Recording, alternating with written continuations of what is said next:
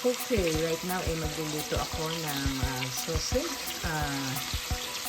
Haluan ko siya ng mixed vegetable, Brussels sprout, tsaka itong dried actually diced carrots. And then ang ingredients is paprika, salt, pepper, onion, at crushed red pepper, and then chicken bouillon. At lalagyan ko din siya ng crushed garlic. Ayan, okay? So, pagsasama-samahin ko lang siya mamaya. So, what I did is, hiniwa-hiwa ko lang ng, in-slice ko itong sausage natin, kielbasa, whatever kind of sausage na gusto nyo. And then, nilagyan ko siya ng virgin oil, at tapos,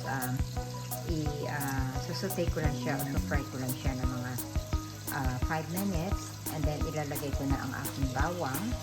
And then after that, ihalo-halo ko na lahat ng ingredients na na-mention ko, na? Okay? Sige, I'll be back to you guys. Okay, so nilagay ko na yung Brussels sprout, yung mixed vegetable, at saka yung diced carrots natin, no? And then ilalagay ko na itong mga panghalo ko. Okay?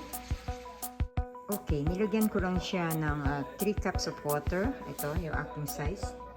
And then, ayun na yung aking chicken bouillon. Okay? Hintayin lang natin siyang kumulo. And maybe it will just take like 10 minutes at maluluto na ito. Nagko-cover natin siya. Okay? Okay, this is almost done. Optional, nilagyan ko siya ng konting kikuman. And then, up to you. Pero, this is very good. Natikman ko na siya and it's very, very good. Okay, I hope you guys gawin nyo rin ito at you will forget your name. It's really delicious and healthy. Okay, until the next video guys. Bon appetit!